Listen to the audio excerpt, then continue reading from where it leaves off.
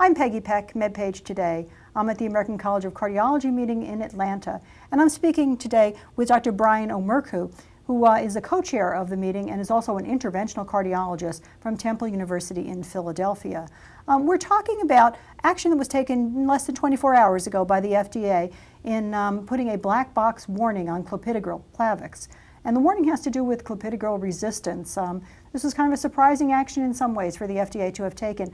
But I would like to talk to you.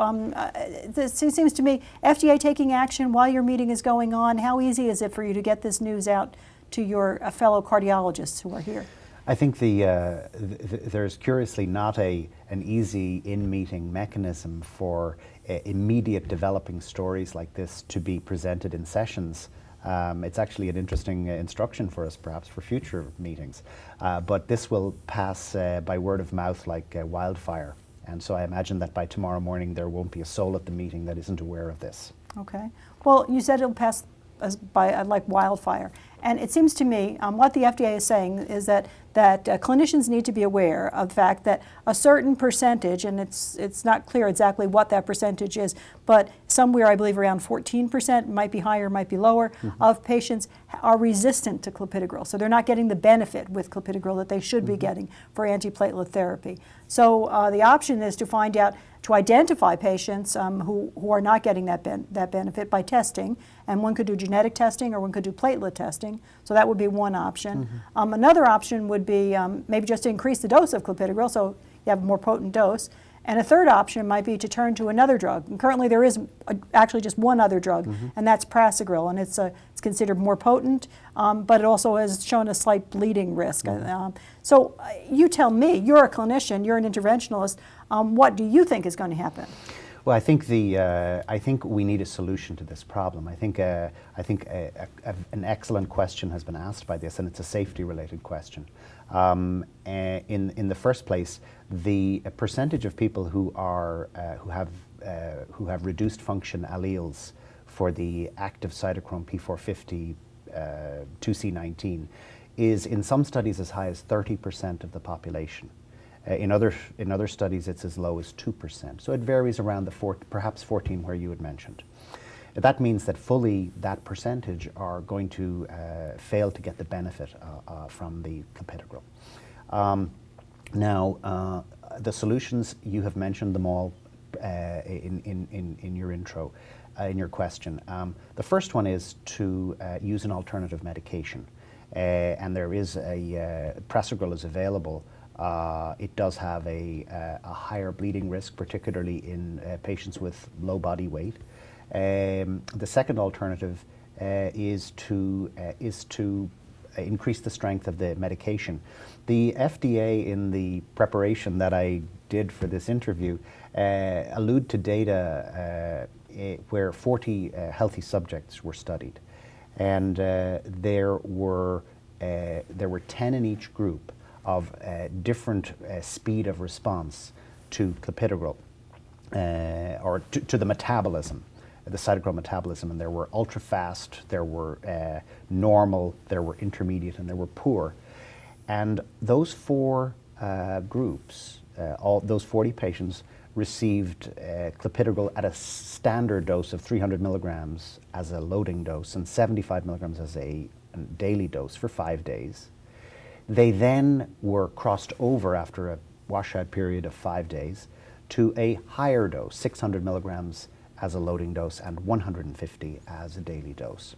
And after each period, their antiplatelet effects, the antiplatelet effect of the clopidogrel and the metabolite were assayed. And it was shown that in the group that had the poor metabolism, that there was a significant reduction in both the antiplatelet effects of clopidogrel and in the production of the metabolite. So it seems to be this data that has brought us to this tipping point, that has required or that has brought the FDA to the point of emitting the black box warning.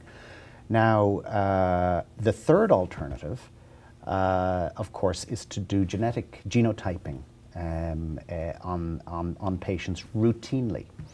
And that is not something that has really caught on to this point at least. But it seems to me that that if we can select out those patients that are likely to have an excellent response to Clopidogrel, that drug may be the appropriate drug for those patients. Whereas if we can select out those that are not going to respond, we can know that we can use the alternative drug on those patients, or perhaps increase the dose. The data, though, are certainly not available yet for us to know that the 600, 150 dose, that higher dose that we anecdotally use, I've used, that dose is actually going to be safe and effective. So now I've been speaking today to some other interventionalists, and someone just mentioned to me just a little while ago that that they themselves, because genetic testing is expensive, and they didn't seem to be all that eager to get into that, but they said that they could foresee using that with patients that they had a real concern about stent thrombosis. So they said, patients who have maybe a complicated lesion, patients, with more severe disease, a diabetic patient, for example. So they might look at their patients that way and decide, I'm very much, I think you have a higher risk for stent thrombosis, so I need to find out if this is working or not. Could you see a scenario like that playing out? I think that we all can pick out the patients that are at higher risk of stent thrombosis, as you've alluded to, the patients with complex bifurcational lesions, with diffuse disease, poor distal runoff, patients who have thrombus burden, those that present with acute ischemic syndromes as compared to chronic ischemic heart disease. But it does not appear to me, I think we as interventionalists oftentimes are presented with patients who had none of those factors and yet present with subacute stent thrombosis. So I think that basing our decision to test or not to test upon the angiographic appearance that we see in the cath lab is probably not a scientific approach. So this is actually going to be a difficult clinical challenge, how to move forward with this new labeling when you get back to your practice next week. And probably that's the same that your fellow cardiologists will be facing. Would you agree? Yes, I agree completely. It's uncomfortable to even think about what we're going to do. I think that it certainly is going to make us think about alternative therapies. Which we've discussed. It's going to make us think about increasing the dose. But one thing I'm certainly going to do when I get back, and that is I'm going to find out how this testing is performed and how much it costs. Okay. So that I can then use that data to make a plan as to if this is reasonable and feasible and costs $10, like for example the genotyping for warfarin suitability costs, then we may be able to get this done rather easily. I know that there is another late-breaking clinical trial being presented at this meeting on the use of genomic testing, genotyping to predict the outcome to anticoagulation. Yes. And this is a relatively inexpensive test. So we are hopeful that that will be at this meeting will be newsworthy. But for our standpoint, if it's equally facile and inexpensive to do that, then I think that's what we have to do. Okay. Well, I want to thank you very much, Doctor, for your time, and good luck with the rest of the meeting. Thank you very much. In Atlanta at the ACC for InFocus MedPage Today, I'm Peggy Peck.